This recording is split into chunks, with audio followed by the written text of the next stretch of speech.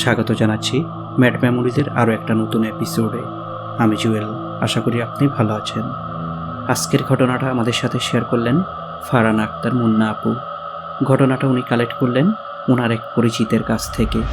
বেশ ভয়ানক ঘটনা, আশা করি আপনার ভালোই লাগবে। আর ভালো লাগলে লাইক, কমেন্ট, শেয়ার আর সাবস্ক্রাইব করে পাশে থাকুন। ধন্যবাদ জানাচ্ছি ফারহান আপুকে আজকের এই ঘটনাটা ম্যাড মেমোরিজের সাথে শেয়ার করার জন্য। চাইলে আপনিও শেয়ার করুন আপনার জীবনে ঘটে যাওয়া বা আপনার শোনা যে কোনো ভয়ানক ঘটনা, আর তা পাঠান madmemories@gmail.com-এ বা ফেসবুক পেজে। আর শুনুন নতুন নতুন ঘটনা প্রতি শুক্রবার ঠিক রাত 9টায়। তাহলে চলুন আজকের ঘটনায়। ঠিক শীতলক্ষ্যা নদীর পাশেই আমাদের গ্রাম। হিন্দু অধ্যুষিত একটা বিচ্ছিন্ন এলাকা। যদিও গ্রামের যোগাযোগ ব্যবস্থা ছিল বেশ ঝুঁকিপূর্ণ, কারণ যে কোনো কাজে আমাদের পাড়ি দিতে হতো সামনে থাকা নদী। নদীর ওপারেই ছিল বাজার, ঘাট, স্কুল, কলেজ, হসপিটাল, এমনকি আমাদের মন্দিরের অবস্থানও। গ্রামে থাকার মধ্যে ছিল একটা ছোট্ট চা দোকান, আর কিছুই ছিল না। তাই প্রতিদিনের কাজে আমাদের পাড়ি দিতে হতো সেই নদী। তারপরে কিন্তু গ্রামের লোকদের মনে কোনো অভিযোগ নেই। প্রকৃতির অপার সৌন্দর্যে ঠাসা গ্রামটায় বেশ শান্তিতে কাটছিল আমাদের গ্রামীণ জীবন। গ্রামের অন্য চারদিকেই ছিল নিচু জলাশয় আর পতিত জমি।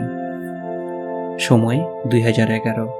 সে রাতে প্রতিটা রাতের মতো আমরা সারা রাত আমাদের সামনেই থাকা নদীতে মাছ ধরে সকালবেলায় সরাসরি সেই মাছ নিয়ে চলে যাই নদীর ওপারে থাকা মাছ বাজারে। সময়টা তখন সকাল 6টা। এমন সময় হঠাৎ বাড়ি থেকে একটা কল পাই। জানালো আমাদের বাড়ির পাশেই এক মেসো মারা গেলেন ভোরবেলায়। বেশ অসুস্থ ছিলেন উনি, হাঁটতে চলতে পারতেন না। আর একটা সময় উনি পুরোপুরি বিছানায় পড়ে গেলেন। আমাদের বাড়ির পাশের বাড়িটাই হচ্ছে ওনাদের। বাড়িতে থাকার মধ্যে ছিলেন উনি আর ওনার স্ত্রী, অর্থাৎ আমাদের মাসি। আর ওনাদের একমাত্র ছেলে তখন ঢাকায় থাকতো। তাড়াহুড়ো করে মাছ বিক্রি করে ফিরলাম গ্রামে। শেষকৃত্যের সকল কাজ শেষ হলেও বসে রইলাম ওনার ছেলের জন্য।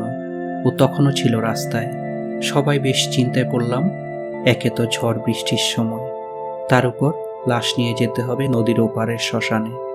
দেরি করতে চাচ্ছিলাম না কেউ, কারণ মেশো শরীরের অবস্থাও ভালো না, রোগে শোকে একেবারে শরীর শেষ। তাই লাশটা বেশিক্ষণ রাখা যাবে না। ঠিক 4টার দিকে ওনার ছেলে আসার পর 4:30টার দিকে যেই লাশ নিয়ে বের হব, এমন সময় নামলো ধুম বৃষ্টি। লাশটা বারান্দায় রেখে অপেক্ষা করতে থাকলাম বৃষ্টি থামার। বিকেল গড়িয়ে রাত, কিন্তু বৃষ্টি থামার কোনো লক্ষণ নেই। রাত 10টা বাজে, তখনও আমরা লাশ নিয়ে বসে আছি বৃষ্টি থামার অপেক্ষায়।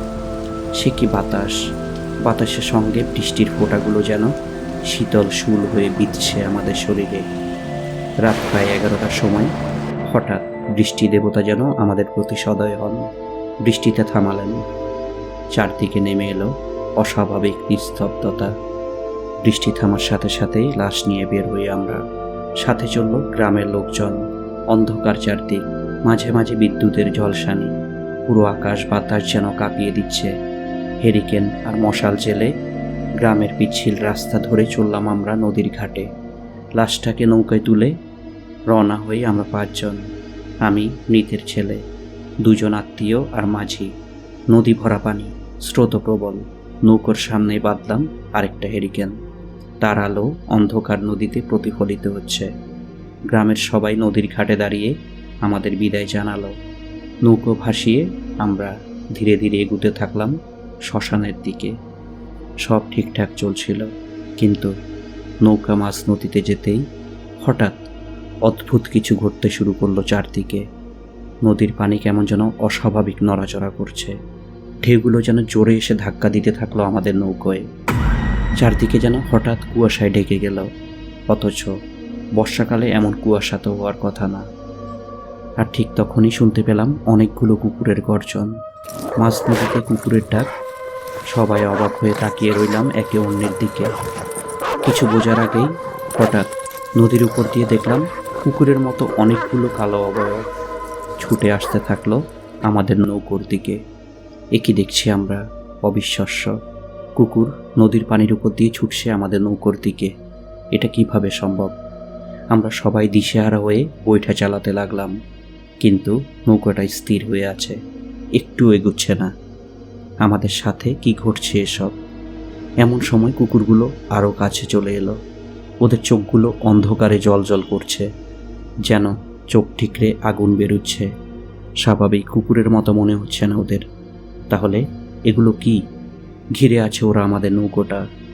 ওরা হাঁটছে পানির উপর দিয়ে, তাকিয়ে আছে আমাদের দিকে অগ্নি ঝরা চোখে। ভয়ঙ্কর তাদের মুখ, ওদের গলা দিয়ে একটা ঘর ঘর শব্দ বেরোচ্ছে। মাঝে মাঝে কুকুরগুলো একসাথে গর্জন করে উঠছে।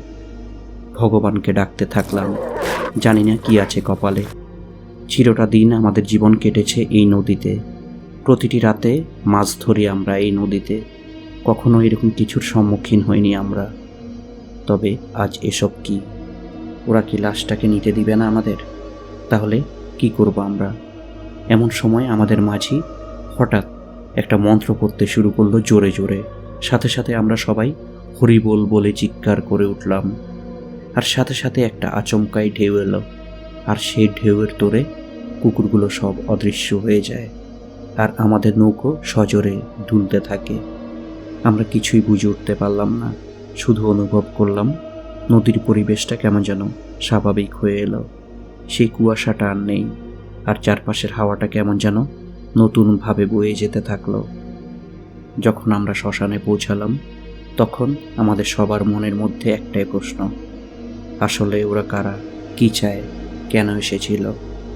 আজও জানতে পারলাম না ওরা কে বা কারা। কেমন লাগলো আজকের ঘটনা কমেন্টসে জানান। ভালো লাগলে লাইক আর শেয়ার করে দিন। সময়টা ভালো কাটুক আপনার, সুন্দর হোক আজও আগামী। শেষ করছি আজকের এপিসোড। ভালো থাকুন, সুস্থ থাকুন। ধন্যবাদ।